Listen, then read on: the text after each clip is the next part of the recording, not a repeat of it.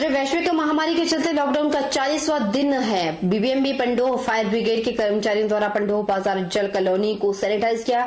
यह बात जेके दास fire brigade कर्मचारी बीबीएमबी पंडोह ने कही। उन्होंने कहा कि बीबीएमबी एक्सीएन राजेश हांडा के दिशा निर्देशों के दौरान यह कार्य किया जा रहा है, जिसमें जल कॉलोनी पंडोह बाजार डैम एरिया जीवनी रोड और सैनिटाइज किया गया। इस कार्य को देखते हुए समाज सेवक बालक राम ने बीबीएमबी अधिकारियों का धन्यवाद किया। साथ ही सवाल भी उठाया कि बीबीएमबी को यह कार्य पहले ही कर देना चाहिए था। उन्होंने लोगों और खासकर जिस तरह से पंडोह के लोग और पत्रकारों द्वारा बीबीएमबी को इस कार्य के लिए कई दिनों से कहा जा रहा था, बीबीएमबी अभी हरकत में आया है, इसलिए बीबीएमबी के आला अधिकारियों और कर्मचारियों का धन्यवाद करते हैं। अध्यक्ष महोदय के निर्देशानुसार बीबीएमबी के आसपास जो इलाका है उसको सैनिटाइज करने के लिए जो निर्देश प्राप्त हुआ है, इसी को मानते हुए बीबीएमबी पंडोह डैम डिवीज़न की एग्जीक्यूटिव इंजीनियर के निर्देशानुसार हम एक प्रयास कर रहा है ताकि डैम डिवीज़न के चारों तरफ जो भी इलाका है जिसके अंदर पंडोह बाजार गांव और सभी क्षेत्र हम सैनिटाइज करने के लिए थोड़ा कोशिश कर रहे हैं। आज बीबीएमबी द्वारा पंडोह बाजार व डैम तक जो है फायर ब्रिगेड द्वारा सैनिटाइज किया गया पूरा बाज़ार। इसके लिए बीबीएमबी का धन्यवाद। देर से किया हो लेकिन सराहनीय कदम है। इसके साथ ही पंडोह की जनता व मीडिया भी बधाई का पात्र है कि उसके प्रेशर के बाद जो है बीबीएमबी थोड़ी सी हरकत में आई है। हिमाचल प्रदेश में युवा कांग्रेस के इस महामारी से लड़ने में अहम भूमिका निभा रहे हैं और जिस तरह से युवा कांग्रेस के कार्यकर्ताओं ने युवाओं को जोड़कर सैनिटाइजेशन का कार्य और मास्क बांटने का कार्य किया, वह सराहनीय और प्रेरणा स्रोत है। नैना देवी के विधायक रामलाल ठाकुर ने पत्रकारों से बातचीत के दौरान यह कहा। हिमाचल प्रदेश सरकार जहां पर इस महामारी से लड़ने के लिए अपने स्तर पर प्रयास कर रही है, वहीं उन्होंने अपनी पार्टी के स्तर पर भी कार्यक्रम चलाए हैं और इसमें युवा कांग्रेस की भूमिका काफी अहम रही है। उन्होंने कहा कि युवा कांग्रेस पूरे हिमाचल प्रदेश में जगह जगह और ग्रामीण क्षेत्रों में लोगों को महामारी के बारे में अवगत करवा रही है। इसके अलावा उन्होंने अपने विधानसभा क्षेत्र में नैना देवी में भी जिस तरह से लोगों को जागरूक करने का कार्य किया और क्षेत्र को सैनिटाइज और मास्क बांटने का कार्य शुरू किया है, वह अपने आप में एक महत्वपूर्ण कार्य है। वर्ष में भी इस बीमारी ने जो है वो कदम पसारे हैं, उसमें जो हिमाचल प्रदेश में कार्यक्रम चला है उसमें मैं कहना चाहूँगा कि सरकारी तौर पे अपने ढंग से काम चला है, लेकिन हमने पार्टी लेवल पे जो मैंने नैना देवी हल्के में और उससे भी बाहर जो प्रदेश के अंदर जो युवा कांग्रेस के जो साथी हैं उन्होंने जो सैनिटाइजेशन का काम किया है, मैं ये कहना चाहूँगा कि मनीष ठाकुर जी और उनके सारे सहयोगी जिन्होंने इस काम को आगे बढ़ा के जो है वो मेहनत करी है, मैं मनीष जी को, उनके सहयोगियों को और मैं ये कहना चाहूँगा इन सबको मैं मुबारकबाद देना चाहूँगा। घुमारवीं उपमंडल की पंचायत पपलाहा के रहने वाले एक पुरुष सैनिक का शव गांव के कुएं में तैरता हुआ मिला। व्यक्ति की पहचान ज्ञानचंद पुत्र स्वर्गीय संतराम, उम्र 65 साल, गांव तलाव पलासला, डाकखाना कपवाड़ा, तहसील घुमारवीं, जिला बिलासपुर के रूप में हुई है और यह मानसिक रूप से ठीक नहीं था। पुरुष सैनिक का शव गांव के कुएं में तैरता हुआ मिला और कुएं के साथ ही तौलिए और चप्पल भी मिली, जिससे प्रतीत होता है कि इसने कुएं में खुद छलांग लगा दी। यह व्यक्ति पिछली रात से घर से गायब था और परिजन इसे ढूंढ रहे थे। घुमारवीं थाना पुलिस मौके पर पहुंचकर शव को कब्जे में ले लिया है और शव का पोस्टमार्टम करवाने के बाद परिजनों को सौंप दिया गया। पुलिस ने मामला दर्ज छानबीन कर दी। डीएसपी राजेंद्र कुमार जसवाल ने बताया कि पुलिस ने मामला दर्ज कर लिया है और हर पहलू को ध्यान में रखकर छानबीन भी की जा रही है। घुमारवीं से हमारी पुलिस की टीम गई हुई थी, तो वहाँ पता चला कि कोई व्यक्ति जो है कुएं में गिर गया है और उसमें डेथ हो गई है। और उसके बाद जब पता किया गया तो पवन कुमार जिसका पता किया गया तो पवन कुमार वहाँ जिस गांव का था उसने बोला कि मेरा फादर है। तो जो लगभग 30-40 साल पहले जो है फौज से रिटायर आया था और थोड़ा मेंटल डिस्टर्ब रहता था। तो उसके बाद उसको कुएं से निकाला गया। कुएं में निकालने के पश्चात जो है उसको पोस्टमार्टम के लिए भेजा गया। पोस्टमार्टम के बाद जो है वो डेड बॉडी जो है वो घर वालों के हवाले की गई है।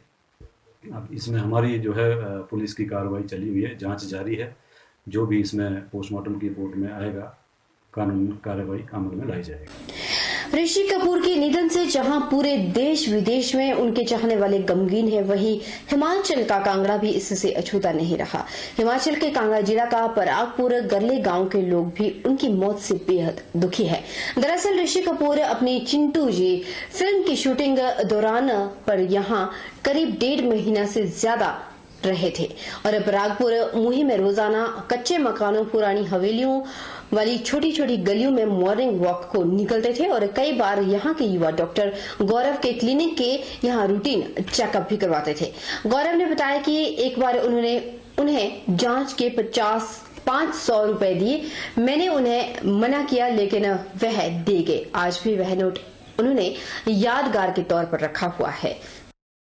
एक बार की बात है, वो आए, अपना बीपी चेक करवाया, वाइटल्स सारे नॉर्मल थे उनके, और 500 रुपया मेरे टेबल पे रख दिया।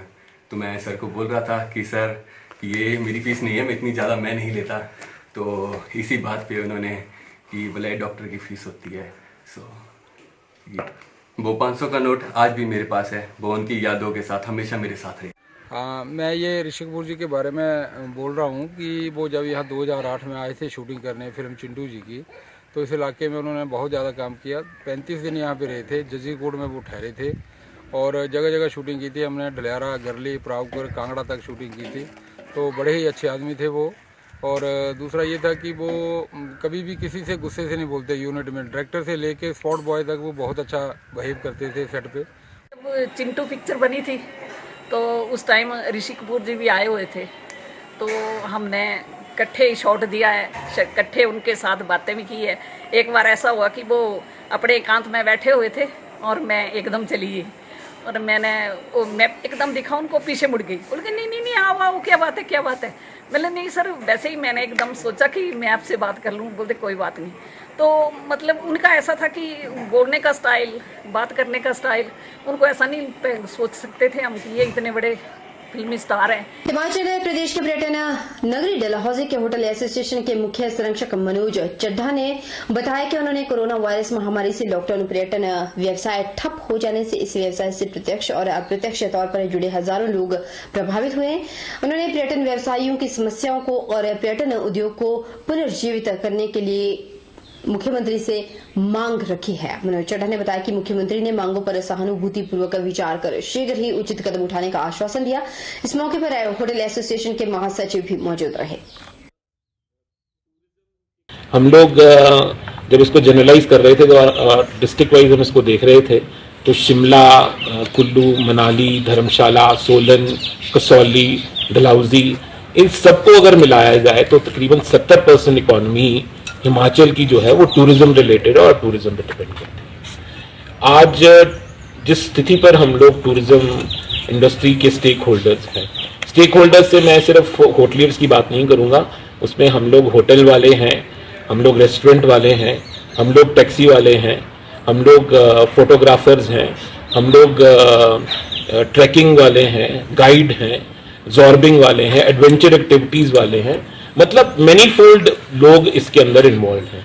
तो आपके माध्यम से हम लोग चाह रहे थे कि टूरिज़्म रिलेटेड जो आज प्रॉब्लम्स हम लोग फेस कर रहे हैं उनको आपके माध्यम से सरकार को और उन लोगों तक पहुंचाया जा सके जो इसके बारे में इसका समाधान निकाल सके। पिछले कई दिनों से हिमाचल प्रदेश में कोरोना संक्रमण का कोई भी मामला सामने नहीं आया और मुख्यमंत्री ने भी अपने संदेश में यह संकेत दे दिया है कि हिमाचल प्रदेश कोरोना मुक्त होने की दिशा में अग्रसर है और 3 मई के लॉकडाउन के बाद प्रदेश में समीकरण बदल सकते हैं। वहीं मंडी व्यापार मंडल ने भी मंडी शहर में लॉकडाउन को चरणबद्ध तरीके से खोलने की मांग की ताकि व्यापारी वर्ग को राहत मिल सके। वहीं मंडी व्यापार मंडल के प्रधान राजा महेंद्रू ने कहा कि पिछले 1.5 महीने से मंडी में कोरोना का कोई मामला सामने नहीं आया है और यह ग्रीन जोन में आ रहा है।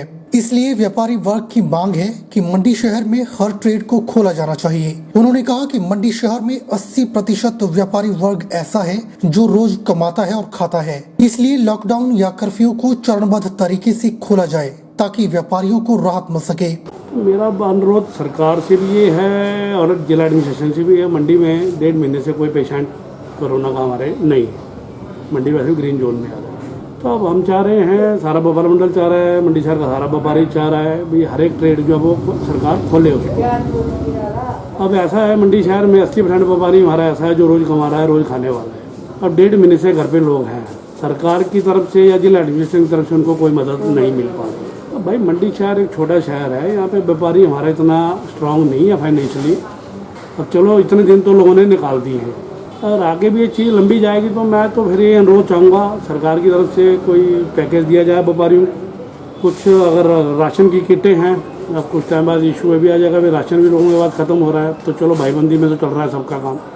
4 ट्रेड आज खोल दो, एक दिन का गैप दो, उसका 4 ट्रेड अगले खोल दो। उससे एक तो कंजेशन नहीं बढ़ेगा शहर में, आहिस्ता आहिस्ता ट्रेड खोलने शुरू होंगे तो लोग आने शुरू हो जाएंगे। अब शादियों का सीज़न भी है, लोगों को कपड़ा भी चाहिए, जूता भी चाहिए, ज्वेलरी भी चाहिए, कॉस्मेटिक का सामान भी चाहिए। तो 1.5 महीने से जो व्यापारी अब घर पे है, अब उनका धैर्य जवाब दे रहा है।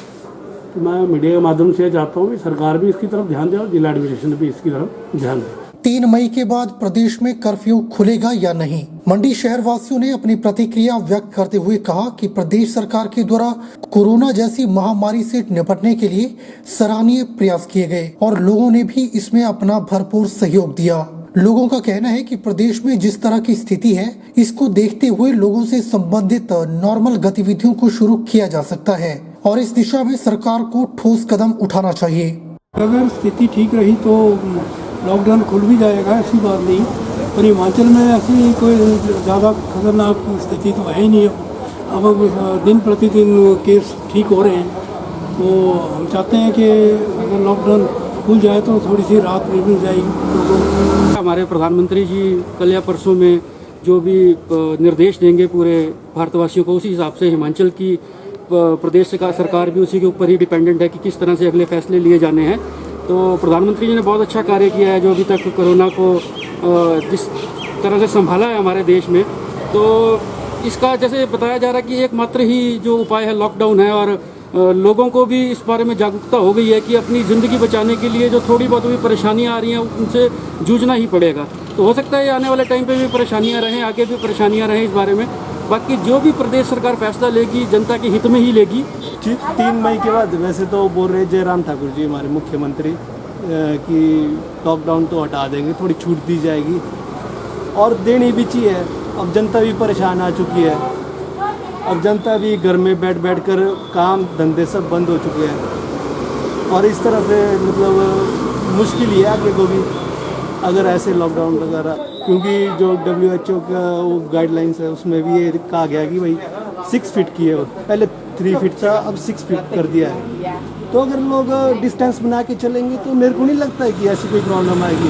एक तो मंडी जैसे कुल्लू हो गया, जो ये एरिया है ये ग्रीन जोन में आ रहा है, जो रेड जोन वाले एरिया है उसमें तो चलो है दिक्कत है। मुख्यमंत्री महोदय ने भी अभी टीवी स्टेटमेंट दिया है कि हिमाचल प्रदेश में कोई भी केस नहीं पाया गया है और जो थे वो कंटेन कर लिए गए हैं। तो उस स्थिति को देखते हुए ये लगता है कि हिमाचल प्रदेश में इसका ज़्यादा प्रभाव अब नहीं रहा है, और जो हमारे बॉर्डर सील किए गए हैं, तो बाहर से टूरिस्टों का आने का प्रोग्राम बंद है, व्यापारियों को जाने का बंद है, व्यापारी बाहर से आ नहीं रहे हैं, बाहर से अंदर कोई गतिविधि किसी व्यक्ति की नहीं है, और जो सील कर दिए गए बॉर्डर, इससे ये लगता है कि हिमाचल प्रदेश में कोरोना का इतना कोई भय नहीं है। और जो नॉर्मल सरकार बैठ कर के एक निर्णय लें टॉप लेवल पे योजना बना करके, कि जो नॉर्मल एक्टिविटीज़ है, चाहे व्यापार से संबंधित है, चाहे शिक्षा से संबंधित है, चाहे अन्य गतिविधियाँ जो मानव जीवन के लिए महत्वपूर्ण है, उनको थोड़ा थोड़ा कर देना चाहिए, और ट्रांसपोर्टेशन का भी थोड़ा कर देना चाहिए, क्योंकि हाँ हिमाचल प्रदेश में कोरोना का कोई इतना भय नहीं है, इतना ज़्यादा प्रभाव नहीं है। रुकेंगे छोटे से ब्रेक के लिए, ब्रेक के उस पर फौरन हाजिर होंगे, बने हमारे साथ।